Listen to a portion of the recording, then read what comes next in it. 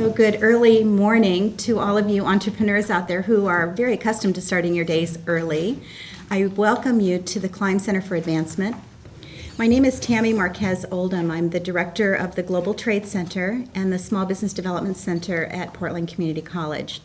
So today we have an opportunity to have a conversation which we all believe is a really important conversation, and that is about global trade and how do we help to demystify the concept of global trade for you.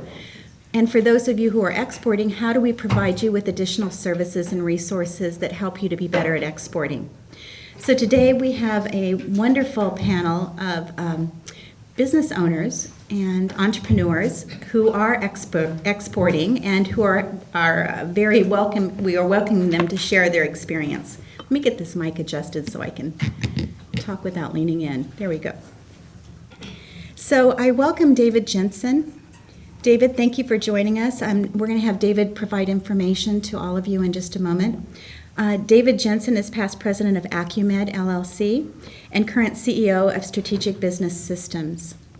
Next to David, we have Mike Budd, Triad Speakers Incorporated, Director of International Sales, and Santiago Estrada, Worco Products Incorporated, International Account Executive. Welcome to our panel. One of the panelists asked me if we could help get an idea of who's in the audience today. And one of the things we wanted to know about was, within the audience, how many of you have employees? So, okay, wonderful. A good many of you. And how many of you have employees of 10 or more? Okay, so panel, that gives you a good indication of where we are in terms of number of employees. Thank you for that. So I'd like to start with Santiago, and we'll just go through introductions. Santiago, if you could tell us a little bit about yourself, what brought you here today. Sure. I started participating with Tammy Marquez a couple years ago and taking a class of exporting. I've been with the company for over 3 years. We're in the motor manufacturer oil or the additives, business, exporting through Mexico, Central America, South America, Middle East, parts of Africa. Our corporate office is in Tualatin, but some of the blending facilities are throughout the United States, Chicago, California, Texas. We don't own, the facilities. We private label some of the products, and we just find, distributors around the world. That's what we are most compelling to do. Thank you, Santiago. And Mike, can you tell us about yourself? What brought you here? Yeah, so I believe Warren asked me to join the group today because I went through the 12-month international export class. Got a lot out of it, and happy to be here today. Triad Speakers is a manufacturing company here in Portland. We employ 48 people, and we design, manufacture, and sell loudspeakers for home cinemas, screening rooms, whole house audio systems around the globe. We've been in business since 1985, and it's an interesting industry to be a part of. Lots of competition around the world, but we do all of our own design and manufacturing here in Portland. I've been with the company for a little over 20 years. Thank you. And David, can you tell us about yourself? Sure. I was introduced to the Small Business Development Center as a client and got some advising for myself about 2 years ago. And my advisor said, I want you to meet my boss, Tammy. And so I did. And then I've done a little bit of advising for the SBDC for the last 2 years. I've spent the majority of my career at 2 different medical device companies in Portland. One is Accumed, which is an orthopedic implant company where we design, manufactured, and marketed the product. And then I also spent some time at a company in Wilsonville called SAM Medical Products, which is emergency medical products. And both companies, are global companies. And it's been a good ride. Thank you, David. So the program today, we're going to ask the panelists a series of questions. Please make note of questions that you will have because there will be ample time for that directly following. I'm sure that some of the answers that the panelists provide you may inspire some great questions from the audience. So Santiago, we'll start with you. Question number 1. Tell us a bit about why exporting is important to your company, why it makes sense to your company. Well, number one, our company needs to find businesses outside the United States. The market is really, ample there. They say 90% or 95% of the business is outside the United States. And motor oil is one of the most competitive in the world. You have to compete against, brands that are well established. Our product competes in quality and prices, with the top 5 producers in the world. So you have to go outside, find them, make sure that you can survive for what's coming next. The prices of oil or crude have dropped, and that's affecting, every businesses. Even the production of the product is the same or a little bit lower. People outside expect the prices to be lower. Then you have to convince them to come to your brand, represent you, or buy your product. And it's important to us to find a niche of all the products that we produce and sell, which one would be good for certain markets.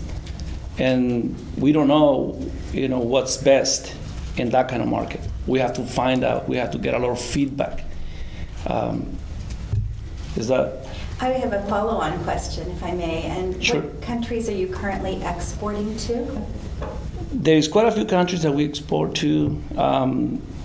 Central America, we got Guatemala, Honduras, Salvador, Nicaragua, Dominican Republic, Venezuela, which is South America,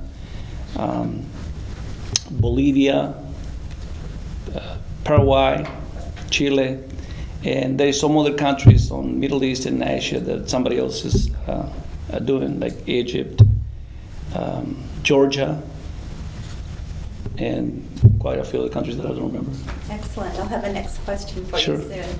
Mike, how about you? Why does exporting make sense, and what countries are you exporting to? So for us, I think a lot of other companies may have a similar story, and that is we kind of stumbled into export business through our growing domestic business. And so in the early days of our exporting, it was really just to a very small number of customers that had found us and liked what we were doing, and we took care of them like we would anybody else, but we weren't necessarily focusing on international business. As we were really growing the sales in the U.S. market in the early 2000s, late 90s, we come into 2006, 2007, and our domestic sales are at all-time high levels for the company, and we're looking at, so how do we continue this type of growth? And we looked at our international business and realized, international business makes up less than 5% of our total sales. I think that's probably a good opportunity for growth there, and was the catalyst for Triad Speakers to really put an effort into export and developing that business. So it was important to us because it was a way for us to continue to grow sales and keep things moving. That was 2007. 2008 came around, and that's a different story, but that's how we got into it. As far as markets that we're in, it's probably an easier answer for me to talk about markets we're not in, because we're really doing some business in a majority of places in the world. Some markets are more challenging than others, and I have a low-hanging fruit policy, and that is because we're still growing the business globally, if it's too big of a challenge right now for our resources, I kind of leave that palette dry, and I'll come back to it later. For our product markets like Japan, some of the South American countries, Brazil and Argentina, we were talking earlier, because of the high taxes and tariffs on an American-made luxury good, it's really a barrier to entry into some of those markets. It's not impossible, but the amount of effort required to get going there keeps us out. But really, we're doing business everywhere. places where we're doing most of our business would be Europe is a very strong market for our product, Australia, New Zealand, Asia. Canada is a very strong market for us as well. Thank you. And David, next to you, same question. Tell us about how maybe perhaps Accumed began this journey of exporting. Was it born as an export-bound company, and what countries are you in today? So we did not start out as a global company, but fortunate for us, medical devices is global. When you go to a U.S. trade show for a medical device, you have people from all over the world there because residents and doctors are coming to the U.S. for training. U.S. doctors go to other countries to do fellowships and get exposure. And a lot of publications are done by cross-country doctors, depending on where they're at any particular time. So I really never thought of it as, even though we use the term international all the time and we tried to stop using that term in the late 90s, I felt like it was global because you'd meet these people from trade shows. So we started obviously for growth reasons, because when you're talking about medical devices, population is a good indicator of how big the markets are in different countries. But I kind of made some notes here of some different reasons we went international longer term. Initially, it was to grow and get that stocking order from the next country, realizing that was really short term. But we determined that it was actually more profitable to sell internationally because we did not have to put as much marketing effort into that country. We may or may not have spoke the language. We didn't do their collateral or their marketing collateral. They had to do it themselves in their own language. And so they took on a bigger burden of what they had to do. So it really didn't take as many resources, especially when we started. We started in Korea, then we went to Japan, and the key was always finding the right partner, which maybe I'll talk about a little bit later. So profitability, resources up front, and non-U.S. customers created a different kind of cash flow for us. The cash was fast compared to the U.S. cash. In the U.S., at least in medical devices, you get paid by the hospital, and you get paid by the hospital when they get around to paying you. Internationally, or outside the U.S., you sell to distributors, you give them terms, and they pay their bill or they don't pay their bill. And so it's not only more profitable, there's a better cash flow for us when we started. Question that often comes to me is planning necessary? How important is an export plan? And if it is important, how do I do it? So, Santiago, can you speak to that? Did your company have an export plan right away?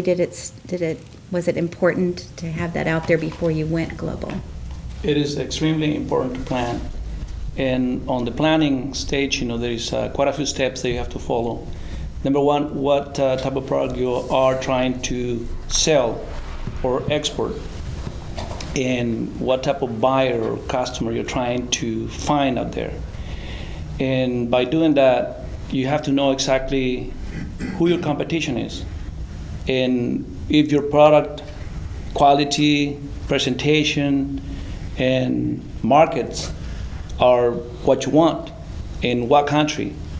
It is something important, to plan and find out from here locally, your company, are you ready to export? If you're doing so, are you ready to go global? Because you might be exporting to just one country, and it seems like all the countries are the same, and they are not. They might change on barriers, trade barriers from one to the next. Planning is important because if you don't plan, you're going to find out yourself out there with, customers that don't like your product. It is not what you want to do with them, or they might not pay you. And bottom line is selling is getting paid. So yeah, planning is good. You have to plan all necessary steps on what you're doing. Are you ready to export? Why are you ready to export? product quantity, volume, transportation, freight cost, insurance, loans. All that is part of the planning process.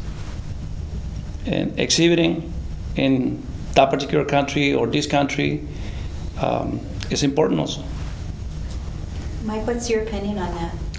I agree with all of that, and there's really two levels of planning, and I think it's true for across all industries, and that is you want to have a long-term vision and a long-term plan, and for triad speakers that means looking at our product mix.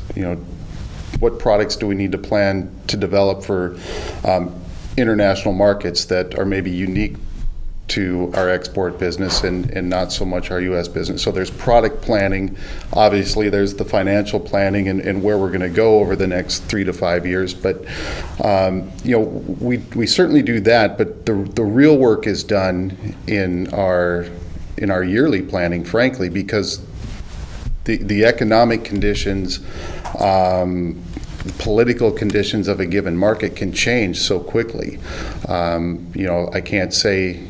If 2 years ago I would have said by 2016 I want the Russian market to be our largest market. Well, there are problems there right now, and our Russian business has really come down. So I have to go in and tailor that plan. So you want to have a long-term goal and a long-term vision, but you also have to remain flexible enough to revisit and update those export plans and those strategies yearly or as they develop.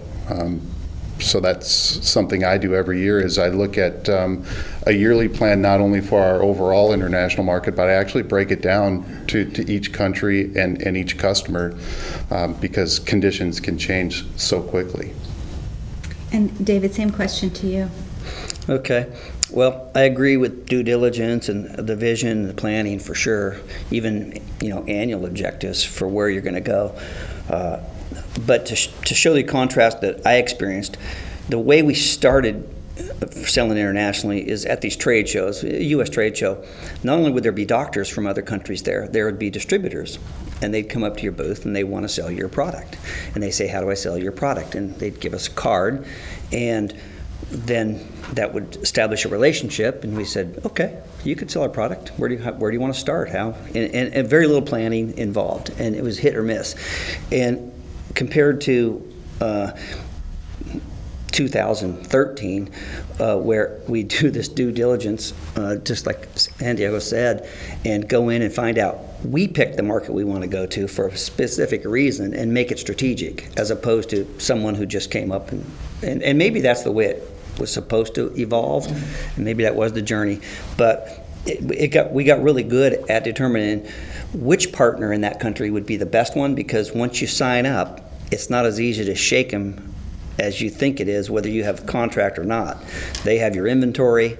You can't get it back. You can't buy it back necessarily. And so I think the planning process is really important. Even if your plan is you put a map on the wall and throw a dart at where you're going to start, even that's more of a plan than just guessing. But try to be strategic about why would you start here, or why would you start in a particular area. I think that's a critical question you have to ask yourself. So you all have multiple country exporting experience. You've all grown there over time. You also believe strongly in the importance of plan and reviewing that plan on an annual basis. What would you say is one of the biggest challenges that you did not expect for your business, and how did you overcome it?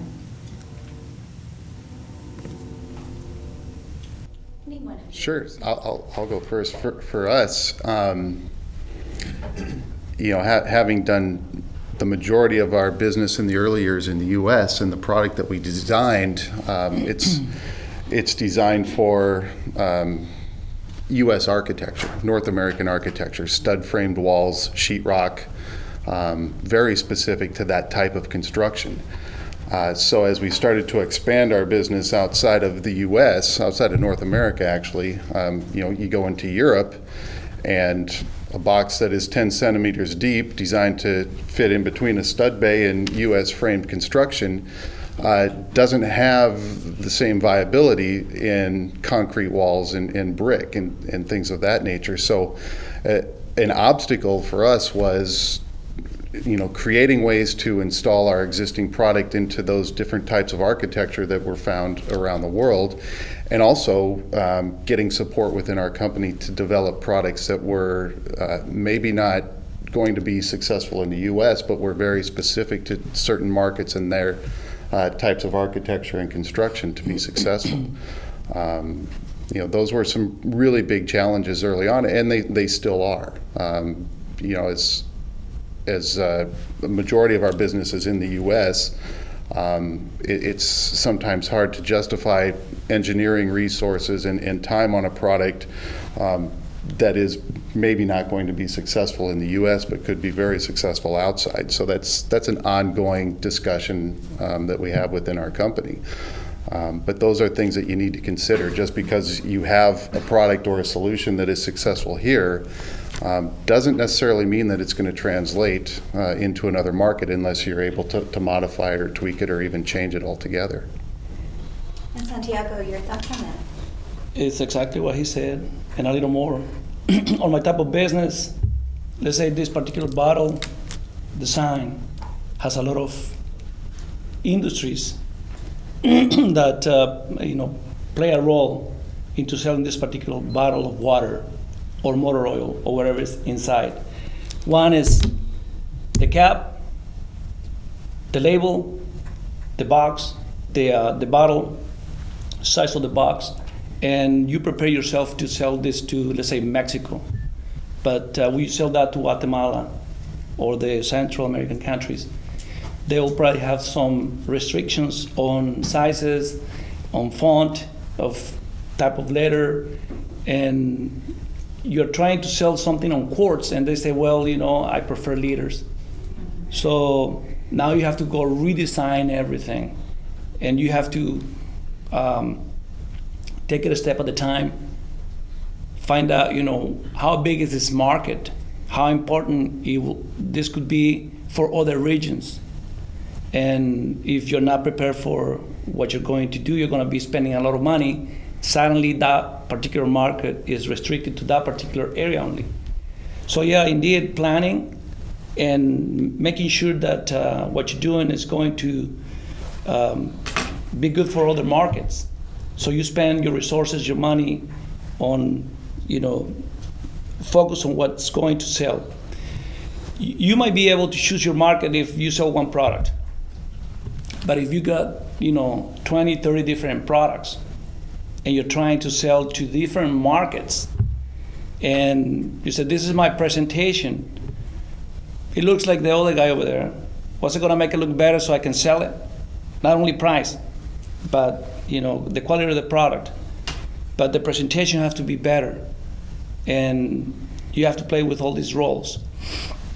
But you have to make sure that what you're going to invest, because it's gonna take time, it's going to satisfy their needs, and it's going to be, money at the end. And David, question to you. Okay, so we did face some product challenges, not anything like what you guys are facing. I mean, we might need a little different size or something, which is probably just in the scope. Where our real problem, our challenge is regulations. Every country has a different type of FDA. Some of them even call it something FDA. And you just don't submit a piece of paper with our FDA clearance, which a lot of times called the 510K, and you get it's a long process. Canada's really hard, Brazil's tough, and as the regulatory environment has changed in the last 10 years, the other countries have become very keenly aware that they want the product to be registered properly in that country, which is a whole huge part of the due diligence that we would go through when we're going to go into a new country, because we wanted to do it right. We didn't want to do it wrong. I remember about 2008 going over to China for the ribbon cutting of our office that we opened in China to support our 6 distributors in China. And it was only about 3-4 years where we had to terminate one of those distributors in Beijing because they'd been paying bribes to the doctors in the city to get our product used. And some of the U.S. laws follow you into the country that you're going to go sell in. The Federal Corrupt Practices Act follows you wherever you go. And we had all of our sales and marketing people take quizzes and tests about FCPA because there's certain things you can't do. Otherwise, you become liable for that. You can get in trouble yourself by our government, even though you're in a different country. So that by far was our biggest challenge, was doing that right. And it wasn't always easy to figure it out how it was done right. You got language barriers. You don't have somebody in that country. A lot of times you'd use the distributor that you partnered with to help you through that process, or you hire a third party to do audits and do registration for you. That was a big one. So David, I want to follow on question to that. So you have these big leadership challenges, the management obstacles that sometimes come your way as an exporter. How do you decide to stay the course and not give up? Because any one of those big challenges that you all described could have caused your company to question, is exporting right for me? What caused you to know that it was, and it was worth working through that kind of challenge with your distributor, for example? Well, we saw the success of it working early on, let's say in the 90s, before the regulations really came out. And so then we're playing catch up on these regulations. So maybe we were selling in Japan, and the Japanese government changes the registration process. It went from a 6-month process to a 2-year process that we have zero control over because it's in their country. And we knew that our margin was good there. We knew that our distributor was the right partner there. We knew that they were growing their business, and so it was worth hanging in there and staying the course, because long-term growth for our company really was about the growth of each individual distributor, whether it was U.S. or international. So across the board, we grew as they grew. And that became a real important factor that I had for an answer on a different question. As you can see, I'm deviating from our script a bit, and I thank you for allowing me to do that, but your questions are inspiring other questions, as is sometimes the case. The next one I have is not on the script either, and it's one that I'm sure many people in the audience are curious about. So you start as a small company. You're still a small company. How do you learn early on about capital? And how much capital are you going to need? What is your best source of capital, and how do you go about acquiring it? Because obviously you have to have capital. So is that a comfortable question for you? Yeah, I mean, you just have to make a decision that it's something that you're serious about and you want to do, and then do the homework and the planning to see what exact resources it's going to take. And you know, I think at the very beginning, and I think we touched on this a little bit already, but some of the best effort up front can be spent just by doing some research. The trade shows are a great way to do that, because it gives you a chance to get into a market, get into a region, and not only meet the people that are doing the business, but also look at what competitors are doing and just see how things are done. That's a very, very strong use of initial resources to get going in your export efforts. The other thing is, I mean, we've taken advantage of some grants that are available through Business Oregon. I think you'll learn more about that soon. You know, and look for things like that to help, because there are resources out there for small businesses who want to go global. And I can't stress enough how much that added cash really helps. But it really comes down to making a commitment as an owner or a company that we're serious about this. And then doing some homework to see just exactly what that means and how much you're going to put out there. But you can't really go into it half-heartedly. Now, you can start small, and I suggest you do that. I think a mistake would be to say we're going globally and we're going to launch in every market around the world initially. I think that's probably not the right approach, especially for a small business with limited resources. Do the homework, find out where you have the best chance of success with the product that you have right now. Again, it's what I said earlier, go after the low-hanging fruit first and let it grow from there, because if you try and take on the whole world with one shot, chances are for a small company and even some mid-sized businesses, you're not going to have the resources to do that correctly, and you'll make a lot of mistakes. Santiago or David, do you want to add any more to that in terms of capital? You have to have capital to do anything, even if you do it locally. So if you're thinking about exporting, you have to have capital. You have to have a short-term, mid-term, and long-term plan. Everything is going to cost you. If you decide to exhibit, there's a cost involved to that. So do not exhibit just to show the product in the first hand. What I suggest you do is select the market or the country that you want to exhibit. Find out if there is a trade show, an international trade show, that you can walk the show the first year. And that's going to even cost you money, because you have to spend at least 3, 4, 5 days there. And find out what is it that they are exhibiting, who is exhibiting there, from which countries. Is the product that I'm producing or trying to sell in that particular country already have a niche? And by doing that, you're finding yourself into a market that might not need that particular product. Then you have to find, what am I going to do? Am I going to come and exhibit over here, or find through other mediums, other resources? You can contact the U.S. Commercial Department. They can find information for you, and that's how you can start without spending that much money. And then find out if you can go and exhibit and show your product. But before you do that, you have to prepare and see, is this product ready for exhibit? Because that's going to cost you lots of money to exhibit. So I suggest you walk the show, talk to U.S. Commercial Services, talk to your local state representative or whoever can help you here with information in that particular country, if that's what you want to do.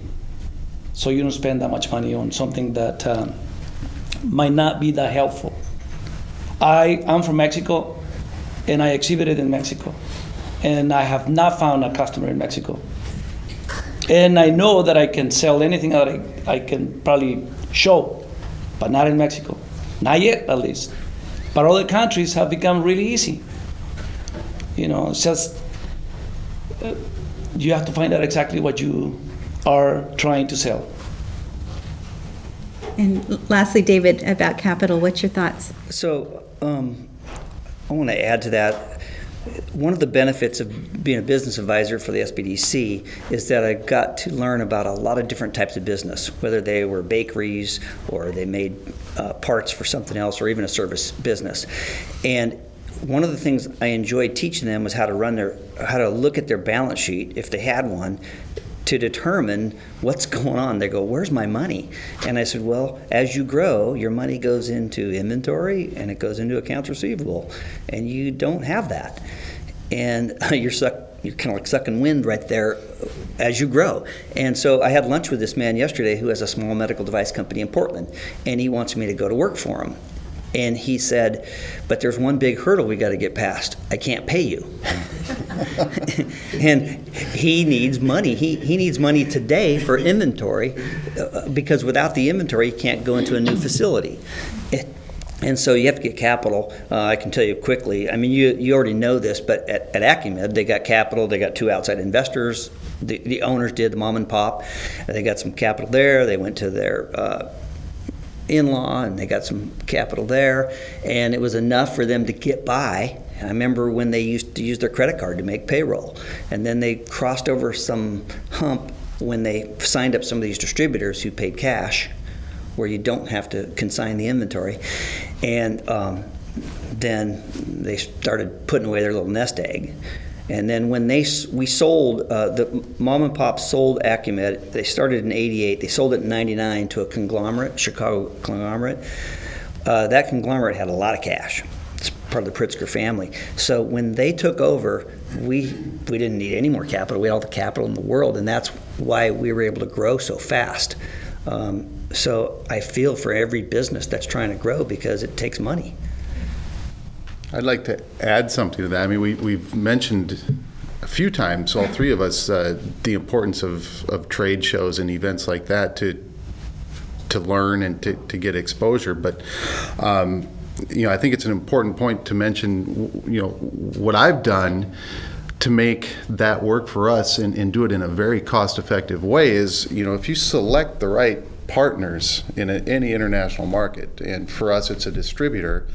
Part of the arrangement I have with them, and the reason why they buy at the price they buy, is because they are responsible for representing the brand in that market. They actually become the face of Triad in that particular market. So a lot of the expenses involved in exhibiting at a show and doing any level of marketing fall on their plate. So it really helps us maintain a strong presence and even exhibit at shows where if we were to go in and do it on our own, we wouldn't be able to. And that's really been effective for us. And in some cases, it's a distributor that has a product, they have our product, but they also have other products as well. And they'll rent the booth space and they'll bring all of their products, and Triad will have a nice presence there. And really the cost for me is to come over and make presentations and be there supporting our distributor. But there are ways to put a lot of those costs and resource requirements on the partners that you select in a given market. So when you're looking at selecting a distributor or a partner of some kind, don't just look at what they can do as far as pushing boxes out the door, but look at how they're going to support your brand and what level of marketing support and resources are they going to give to it. I have a follow-on question to that, Mike. Really enjoy hearing about that model. What do you do, or how do you respond if a distributor says, I want to be your sole distributor?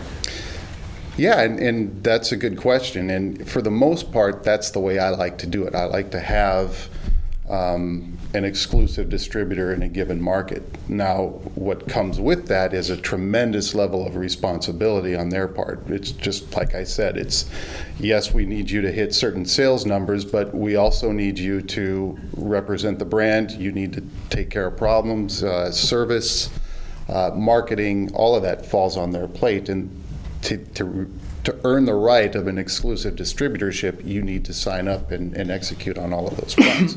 Now, there are some markets where an exclusive distributor just doesn't exist, and then we'll have more direct relationships with a number of customers. But having one really strong partner in a given market not only keeps your messaging clean, it keeps your pricing clean, and actually it keeps your workload a little bit easier because you're managing one customer. So we're going to leave some time for questions and answers, and we certainly aren't going to leave you without resources. And Annalisa Lambino is in the audience. Annalisa, where are you? Can you stand?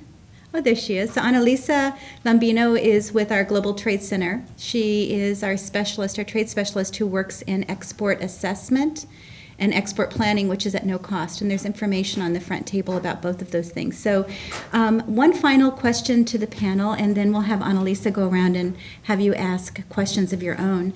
So any final words of wisdom? You've given lots of words of wisdom threaded throughout the answers to the questions that I have asked, but final words of wisdom. Imagine that you are talking to a group of small business owners who are not yet exporters. I think, how many exporters are there in the audience currently? 1, 2, 3, okay, 4. And who might think that exporting is too mysterious or too difficult. What would you say to them? Words of wisdom. Well, I'd like to, make a little emphasis on exclusive distribution. They die for it over there, but you have to be very careful. I was offering exactly that, at the beginning. and that's what the company will promise. But it is something on your best interest not to give anybody an exclusive distribution in any country unless the distributor has a high commitment with your brand and your company. And you can only find that out through time, not on the first year, not on the second year, unless they buy on the millions. But in our company, there are several products. And the first time that they talk to me, they say, I want exclusive distribution in my country. Sure, there is no problem with that. How much are you willing to invest? They don't. Or they only want 2 or 3 products. They tell you they want the entire production, but they have no experience. Or most likely it could be a competitor that is trying to stop your brand from growing in their country. And what happens is, let's say Mike sells another product that competes with mine, and he feels threatened by my product coming in, he will try to get it. He'll buy 1 container to seal the deal and take 2 years to sell it, or buy more product, or just not buy because he's got the rights. And that's just important not to give anybody, or talk to your attorney. I wouldn't give anybody an exclusive distribution. I'll give an authorization to sell and represent your product, distribute your product in the country, because otherwise you're tied in. And to get out of there is going to cost you, at least in what I do. Thank you, Santiago. Mike, words of wisdom from you? Yeah, I think I mentioned it earlier, and I think one of the most important takeaways would be identify the markets that you feel you're going to have the quickest path to success in early, and focus on those first and grow it from there, rather than taking on the entire world at the same time. The other thing is, plan on developing a good relationship with your distribution partners, and be in it for the long haul. I think one of the things I've learned, having managed sales both domestically and now internationally, is our international partners put a very high value on the long-term partnership and relationship, and it's through that we're able to say that we've maintained some of our distributors for 10 years plus now, and we've been very successful together. So obviously numbers are numbers, and you need sales and all of that, but the international community, as far as distributors and the ones that are worthwhile, are really going to value a relationship. So put in the time to foster that. Go there, go and see, listen to what they have to say, and develop those relationships, because that's going to help you in the long run. And finally, David.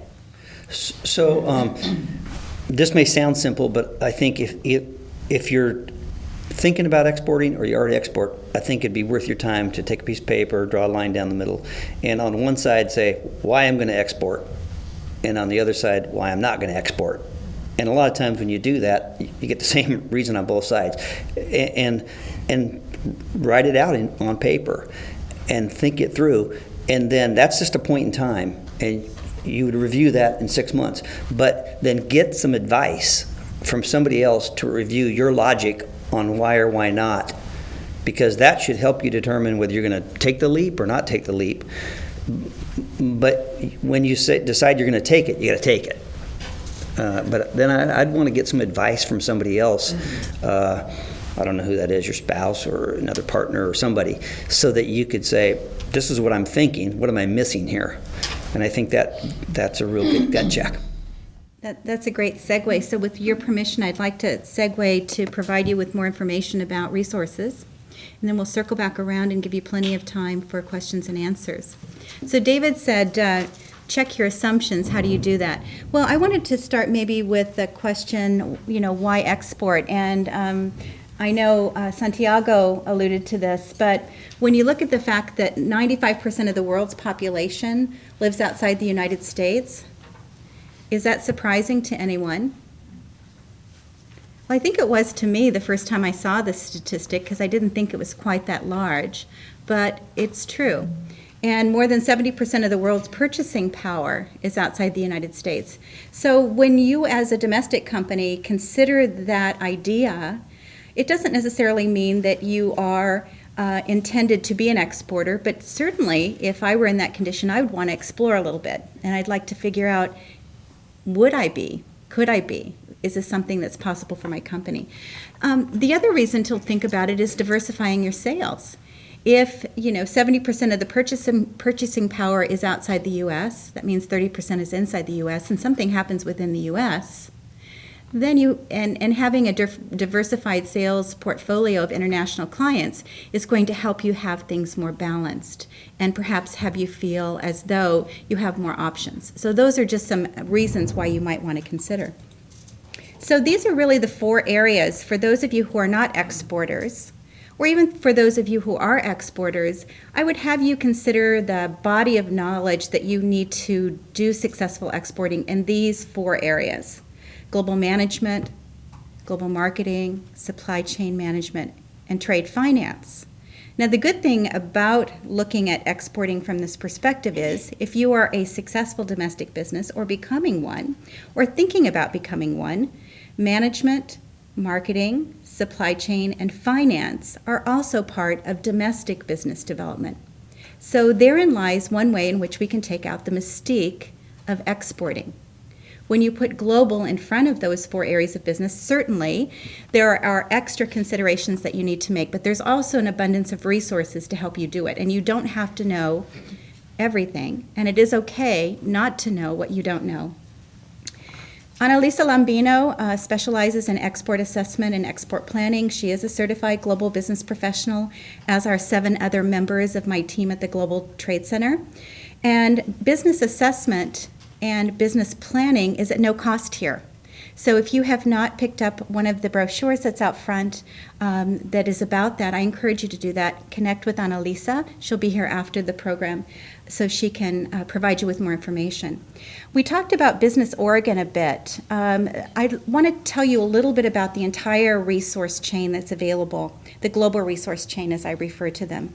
So for those of you who are new to export and new to market, the Global Trade Center here at Oregon Small Business Development Center Network is a great place for you to start.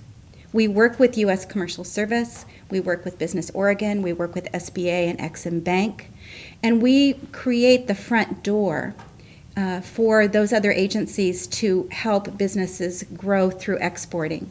So we work with the new to export, new to market. New to export is, I haven't exported before, I think I might be interested in learning how, I think I'll go sit with Annalisa, do an assessment, and let's see. Maybe I'll do some planning. New to market is, I'm currently exporting in a market or 2, but I need some assistance with market research. I need some assistance with capital access. You can get that here at the Global Trade Center as well. I want to go back, oops, sorry, I don't want to do that. I want to go backwards, there we go. January 27th, I want to tell you about this date. Santiago and Mike both went through the 10-month Small Business Management course. It's $1,800 for 10 months. The great news is Business Oregon is scholarshiping it. So if any of you are interested in that program, there is a piece out front. This is our 4th year of being scholarship by Business Oregon. We traditionally put 9 to 12 businesses through this program. It's a great way to learn about exporting if you want to learn in a cohort environment. Business advising for 30 hours. Business training for 30 hours and 20 hours of business advising concurrently is really what helps you to bring that body of knowledge into your company. So I wanted to make sure that you knew about that special opportunity. Whoops, sorry, going the wrong way. I'm not going to go into great detail about export assessment or export planning. Annalisa will be here after the program so she can provide you with more information. But I do think it's worthwhile to test your assumptions. Maybe you think you are ready. Let's do an assessment and find out. Maybe you think you are not right for it. Maybe you're a service rather than a product. How many of you are service companies here? Guess what? Service companies are on the rise for exporting, so I'm glad that you're here. We talked a lot about product, which is a more traditional way of looking at exporting, but professional services firms are on the rise, and Richard's here also. Richard, can you raise your hand? So Richard is with Atlantric, and he's a district export council member, as am I, and he may have some wisdom after the program related to different types of companies that he sees exporting. I want to go straight into market research. There are many different ways to access market research, but I have a really good one that's at no cost. Everybody, I got your attention. That's awesome. It's called Euromonitor. If you were to buy it in the private market, it's about $25,000. But I have the license here, and I have it available. And what we ask our businesses to do before engaging in market research here is just to go through an export assessment and plan with Annalisa, just to make sure you're ready. But through that planning process, Annalisa will help you determine what kind of market research you need. And then David Cole, who's the liaison at our Global Trade Center, will step you through Euromonitor. It's a great way to validate. It's a great way to verify. It's a great way to discover and make concrete decisions as you're doing your export plan. There is information here that after the program we'll pass out to you that you can give us more information about yourself if you'd like to. And that concludes my portion. I'm going to open it up to questions and answers for you. Questions? Annalisa's coming around with the microphone.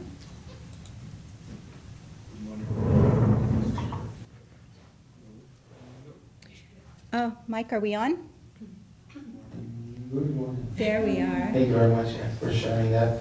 I was going to say, so U.S. is the world leader in exporting services, so I'd like to know more about services from U.S.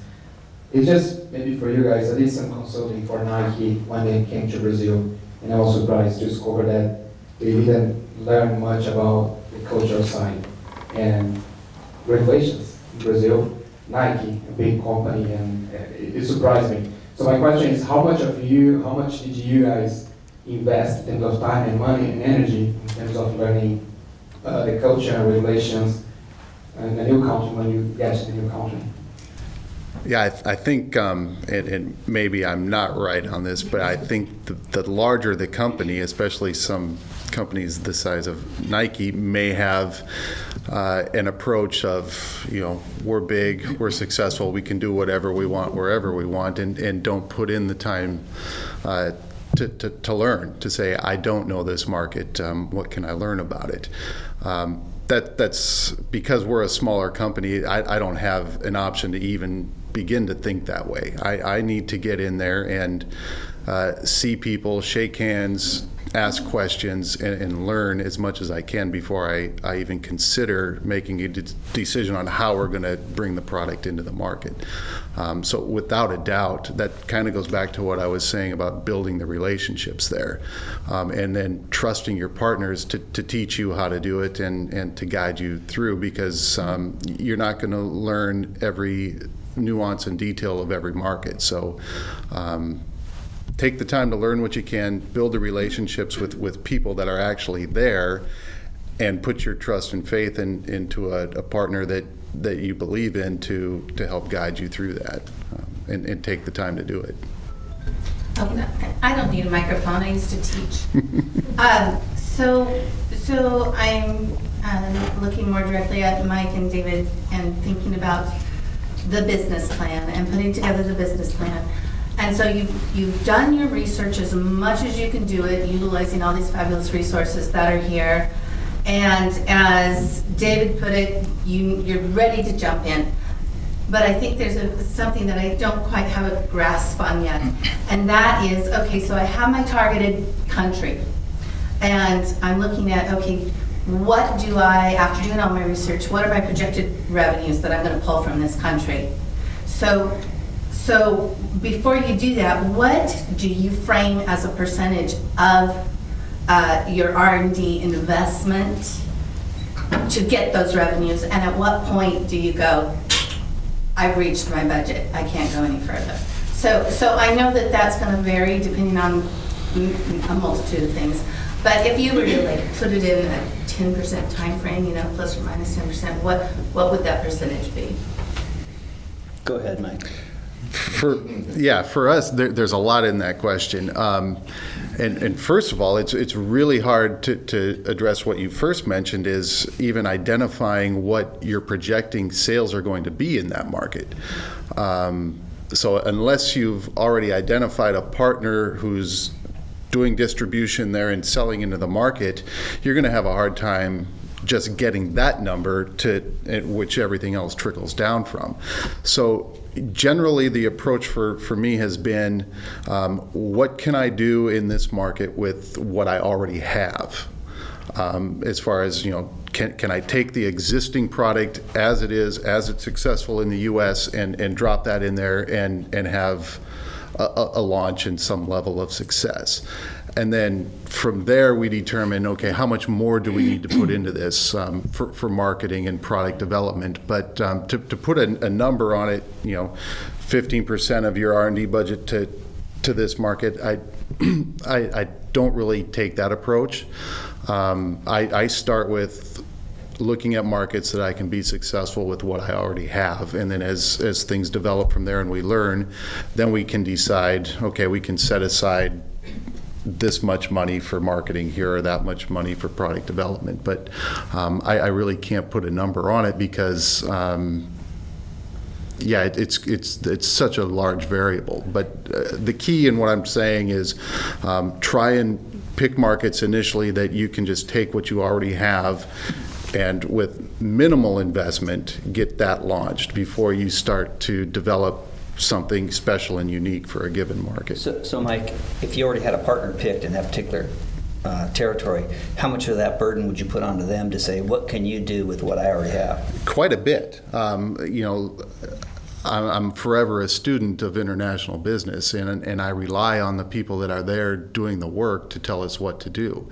And if our distributor came to me and said, okay, we're having some moderate success with your existing product, but if you could give me this, our numbers would go here, then I have some real information to assess, okay, to give you that, I need to set aside X amount of dollars and X amount of engineering resources to get you that. So absolutely, we're relying heavily on that information. So part of your plan would be to find out what that distributor says they're going to do for you, and then maybe divide it by 2 or some factor that is real, fair. So that you have a real projection that you can work with. And then you can decide how much capital you need, and the rest of your plan kind of follows through. We always had distributors come back to us right after they would start, whether they were really successful or not, and they'd want another product, something special for their territory. That always happened. And we were good at putting them off for a long time because I think we were lucky compared to you with your stud problem and your concrete walls or your size of the bottles. We were fortunate because we had a small, medium, and large, and usually one of those things would fit. So that would be I see why you're asking the question. Mm-hmm. Great question, thank you. Other question? We'll go here and then here. Oh, you have the mic, go here. Thank you. Make sure this is on. I have sort of a part A and part B. So my first question that occurred to me was, how are you communicating with your consumers globally? But the part B is, it's sounding like you are relying heavily on distributors. So one of the things that has come up is how do you do quality control on how your distributors are communicating, and especially how they are translating materials, and do you have any control over the branding as that is being, and that messaging as that's being depicted to the consumers in the target market if you're using distributors and not doing directly? Well, let me talk first. He's probably the expert, though. When you start up, you're going to have some kind of contract, and your contract's going to indicate how the branding works, how much oversight you have, and then how much time you have for that oversight is one of the key components, and what are the regulations for doing that oversight. So I think you can get as involved as you want, but you'll run out of time for sure. And so you have to trust them at some point and some level to take care of some of that branding and marketing for you. It's a very good question. And for our company, we really don't have our our hands on the consumer at all. We sell to the distributor sells to a dealer, an installer who sells to the consumer. So we're fairly far removed from the consumer. So what you're asking is actually very important to us. And again, when I sign a deal with the distributor, written in that deal is what they need to do to represent our brand as far as marketing, how they present it, what they can and can't do, with our logos and things like that. So we're very specific on what we expect from them. And then moving through time, you're building a relationship there. You need to go see, you need to spend time there. You need to get on an airplane when you can, and actually spend time in the market with them, going out and visiting their customers. That's one of the best ways I keep my hand on how our distributor is doing, is when I go there, I don't go there just to take them out to dinner. I go there and say, hey, drive me around, show me your customers that are selling our product, let's go meet them. Or when I go to a trade show over there, the highest value for me is meeting the people that my distributor is selling to, because that's how I'm getting my feedback on how they're doing and how the brand is being presented into the marketplace. And for our company, there's a disclaimer that is important on each of the bottles, that we are not responsible for the end user, neither for quality or the purpose of the use of that product. Even though we can say it's the best quality in the world, it's important that we don't sell directly to the end user, we sell directly to distributors only. But the disclaimer is there in English or Spanish, or the language that they are receiving the product over there.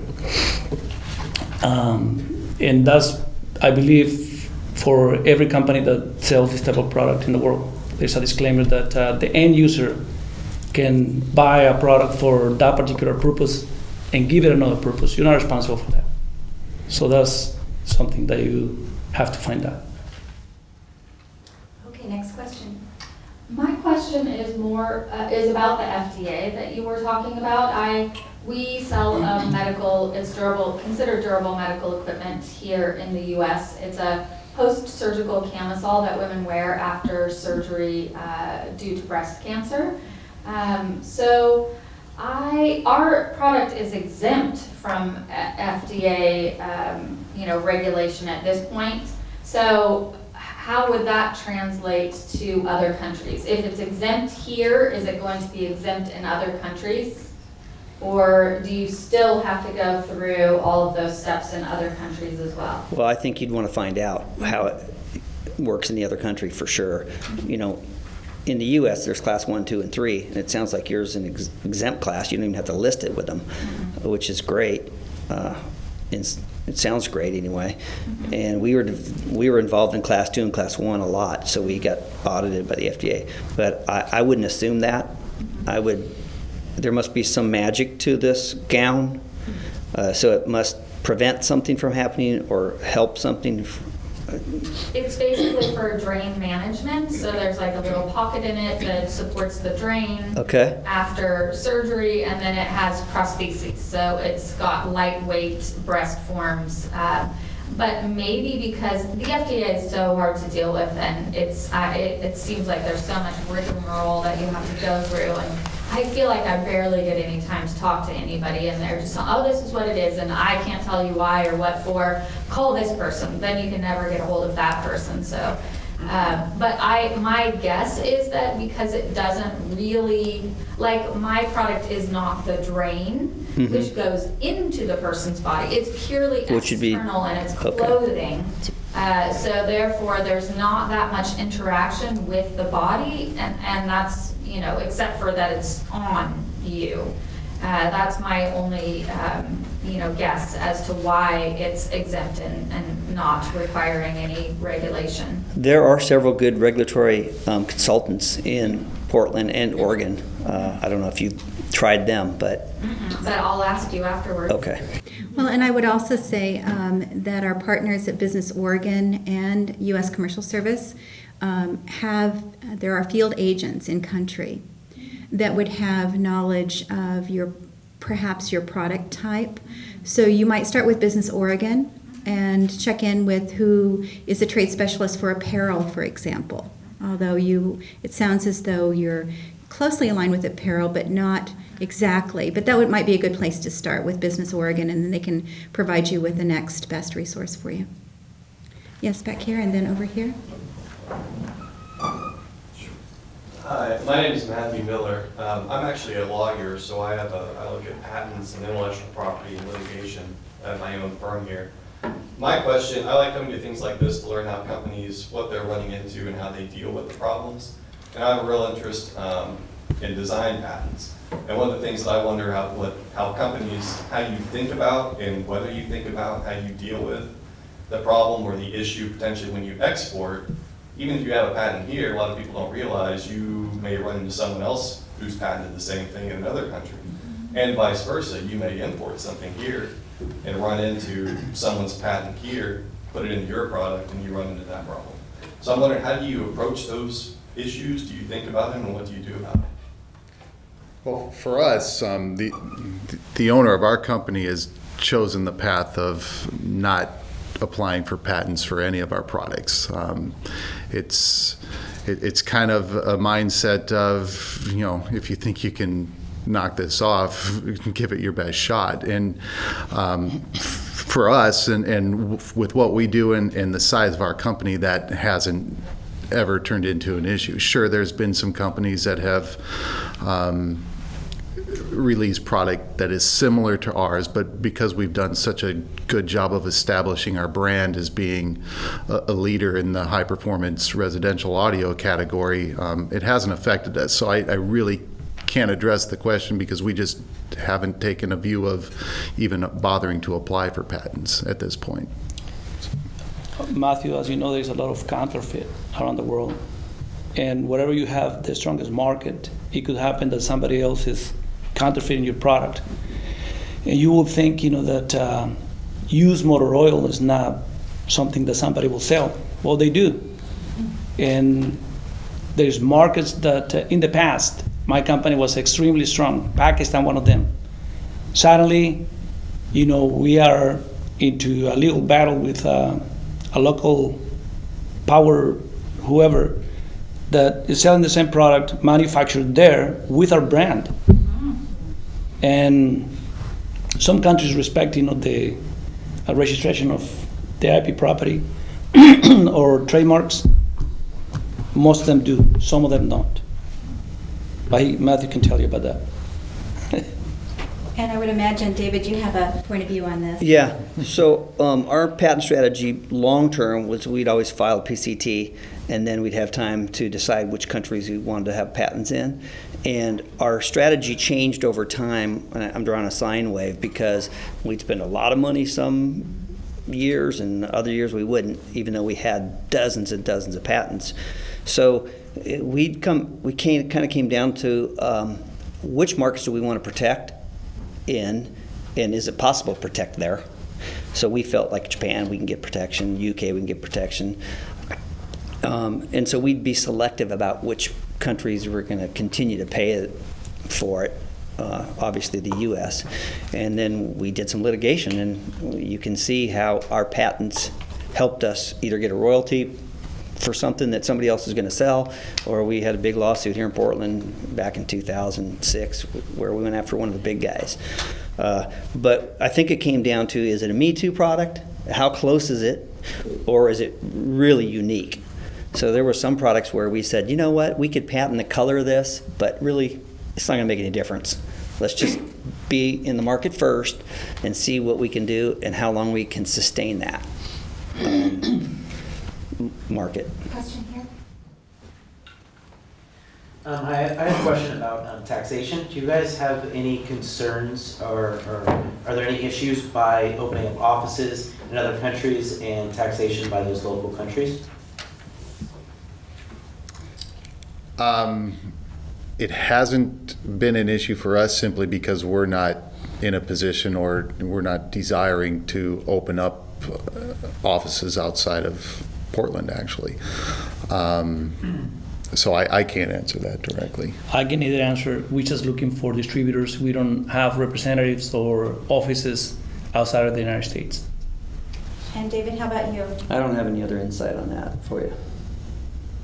It becomes an issue if, let's say, you open an office somewhere in the EU and you hire people and you stock your product.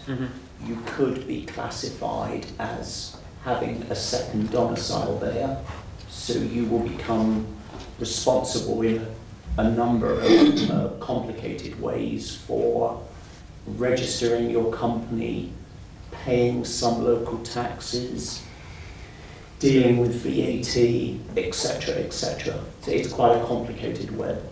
Okay. Something that you should seek advice for. And I also know that there are different sets of employment laws in other countries. I didn't go through this, but our distributor in Germany just went through this, where he wanted to let an employee go, and he did, but he's paying his salary for a long time. I'd 6 months, a year, but so the laws on employment are a lot different in different countries as well. So consider that. And there are some big advantages. If you register your company in Luxembourg, for example, you could save a great deal on profit, on paying taxes in that country, if you can extract and keep the income over there. Companies like Google and Amazon and Apple are very good at that. Right. But they need big budgets for their consultants. Thank you, I appreciate that. Any final questions? Well, thank you all for making time to join us in this early morning hour. I hope that you found benefit to some of the responses that you heard from our panelists, and thank you, panel. Please join me in thanking our panel.